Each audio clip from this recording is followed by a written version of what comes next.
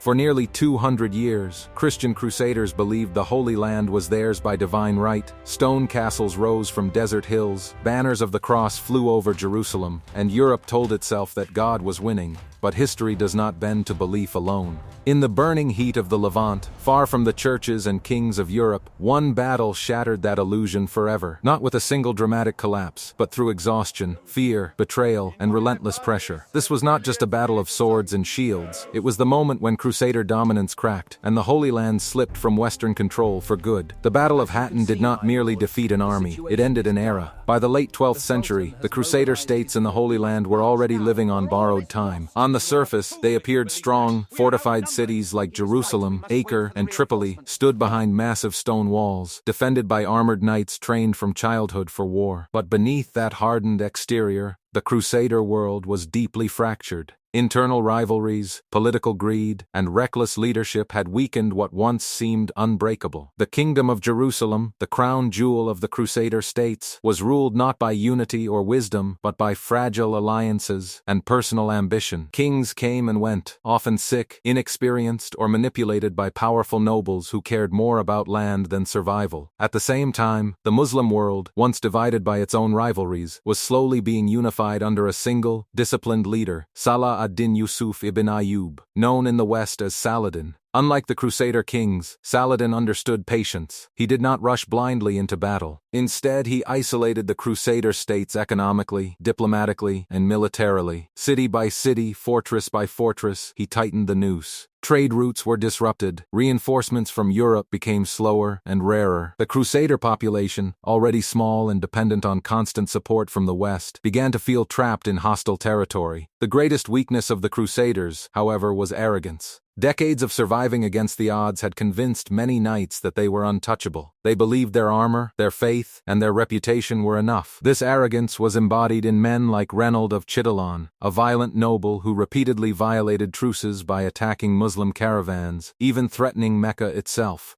His actions enraged Saladin and destroyed any remaining hope of peaceful coexistence. While some Crusader leaders warned that Reynold's recklessness would bring disaster, their voices were ignored. Pride spoke louder than reason. As tensions escalated, Saladin waited for the perfect moment. He knew the Crusader army relied heavily on water, moving slowly under the sun in heavy armor. He understood the terrain better than his enemies ever could. When he finally chose to strike in 1187, it was not out of desperation, but certainty. The Crusaders were divided, provoked, and overconfident. All Saladin had to do was force them into a situation where their strengths meant nothing. And that moment came near the horns of Hattin, where heat, thirst, and poor decisions would doom an entire kingdom. The Crusader army marched toward disaster without realizing it. In early July 1187, Saladin deliberately besieged the city of Tiberias, knowing exactly how the Crusaders would respond. Tiberias was not just another city, it was strategically important, and more importantly, it belonged to Raymond of Tripoli's wife. Saladin understood human psychology as well as military tactics. He knew that pride, honor, and fear would override logic. The Crusader leadership faced a critical decision: remain near the springs of Sephoria, where water was plentiful and defense was possible, or march east through scorched land to confront Saladin directly. Raymond himself warned against marching. He knew the terrain, he knew the enemy, but his voice was drowned out by hot-headed nobles and religious zealots who believed retreat was cowardice and faith alone would protect them. So the army marched. Nearly 20,000 men, knights, infantry, mercenaries, and religious orders like the Templars and Hospitallers moved slowly under the brutal July sun. They wore heavy armor, carried shields and weapons, and depended entirely on limited water supplies. Saladin's forces shadowed them from a distance, never fully engaging, constantly harassing. Muslim cavalry attacked from the flanks, then vanished. Arrows rained down. Drums echoed across the hills, reminding the Crusaders they were never alone. Fires were lit to fill the air with smoke, drying throats already burning with thirst. Water skins ran empty. Horses collapsed. Men began to panic. By the time the Crusaders reached the volcanic hills known as the Horns of Hattin, they were already defeated in spirit. Saladin had cut them off from Lake Tiberias, their only water source. The army camped overnight without water, surrounded by enemies, choking on smoke and fear. Some men reportedly drank their own urine, others slaughtered horses just to drink the blood. Discipline began to crumble. Faith turned into desperation. At dawn, Saladin struck. Unlike the heavy, rigid formations of the Crusader knights, Saladin's army was flexible and mobile. Archers rained arrows into the packed Crusader ranks. Infantry pressed forward while cavalry encircled them. The Crusaders attempted charges, but exhaustion destroyed their effectiveness. Horses, dehydrated and weak, could not carry armored knights with their former power. Each failed charge left the knights stranded, isolated, and slaughtered. The famous Christian relic, the true cross, believed to contain fragments of the cross on which Jesus was crucified, was carried into battle as a symbol of divine favor. But symbols do not stop arrows. The relic was captured. To the Crusaders, this was more than a military loss. It was a spiritual catastrophe. One by one, Crusader formations collapsed. The infantry broke first, fleeing uphill where they were cut down. The knights followed, surrounded and overwhelmed. King Guy of Jerusalem was captured alive. His kingdom effectively ended in a single day. Reynold of Chitillon, the man whose arrogance had helped cause the war, was brought before Saladin himself. Saladin offered him water, a sign of mercy, but when Reynold drank, Saladin reminded him that mercy was not promised. Reynold was executed personally, a deliberate act meant to send a message. Betrayal and cruelty would not go unpunished. By sunset, the Crusader army no longer existed. Thousands lay dead. Thousands more were prisoners. The military backbone of Crusader rule in the Holy Land had been destroyed in less than 48 hours. It was not just a defeat, it was annihilation. And with no army left to defend it, Jerusalem stood exposed, waiting for the inevitable. When news of Hattin reached Jerusalem, panic spread like wildfire. The city that had been the ultimate goal of the First Crusade, captured in blood nearly 90 years earlier, now stood defenseless. There was no field army left, no relief force coming from Europe. Only refugees, priests, civilians, and a handful of exhausted knights remained behind the walls. Saladin moved carefully. Unlike the Crusaders who had massacred the city's population in 1099, he did not rush to destroy. He understood that Jerusalem was more valuable intact than ruined. Its capture would echo across the world. The siege of Jerusalem began in September 1187. Saladin's forces surrounded the city, cutting off supplies and bombarding the walls. Inside, morale was fragile. Balian of Ibelin, one of the few experienced nobles left, took command of the defense. He knighted young boys and old men, just to give the appearance of resistance. But the truth was unavoidable. The city could not hold. After days of bombardment and failed defenses, negotiations began. Balian warned Saladin that if terms were not offered, Jerusalem would be destroyed and its holy sites damaged. Saladin, understanding both honor and strategy, chose mercy. Jerusalem surrendered. For the first time in nearly a century, the city returned to Muslim control, not through massacre, but through agreement. Christians were allowed to leave upon payment of ransom. Those who could not pay were often freed anyway. Jewish families returned after decades of exile. The contrast with the brutal Crusader conquest of 1099 shocked the medieval world. Saladin's reputation as a just ruler spread even among his enemies. But the fall of Jerusalem was only the beginning. One by one, Crusader cities fell. Acre, Jaffa, Beirut, and other coastal strongholds either surrendered or were besieged. While the Third Crusade would later reclaim some territory, including Acre, Crusader control was never the same again. They no longer ruled the Holy Land. They clung to fragments of coastline, surviving only through European support. The dream of a Christian kingdom in Jerusalem was over. The Battle of Hattin marked the true end of Crusader dominance. It exposed the fatal flaws of the Crusader experiment: reliance on foreign reinforcements, internal division, arrogance, and misunderstanding of the land and its people. It proved that faith without strategy leads to ruin, and that power built on occupation cannot last forever. For the Muslim world, Hattin became a symbol of unity and resistance. For Europe, it was a painful awakening. History often remembers battles by numbers and tactics, but Hattin was more than that. It was a human collapse. Men dying of thirst under armor they believed made them invincible. Leaders making decisions based on pride rather than survival, and a world realizing too late that belief does not replace reality. When the dust settled, the Crusader era had reached its turning point. The Holy Land would never again be ruled as a Christian kingdom.